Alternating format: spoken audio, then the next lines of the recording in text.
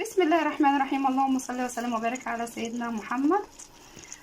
ترند الممبار. هو في ممبار يتحط في الخلاط؟ طب السكينة دي بتعمل ايه؟ ما السكينة دي وظيفتها ان هي تقطع. طب انا لو عندي طماطمايه ورميتها في الخلاط، طب ما هي هتتقطع بالقشر، بتبقى عصير. ازاي انا احط الممبار؟ انتوا مقتنعين بالكلام ده؟ انتوا داخلين تشوفوا الكلام العبيط ده؟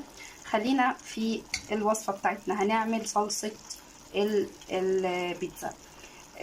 عملنا العجينة، هنعمل الصلصة. قطعت 3-4 طماطمات، وقطعت بصلية صغيرة وفصين توم، وكمان قرن فلفل رومي، ومعلقتين 3 زيت. هسيبهم على النار مع معلقة زعتر.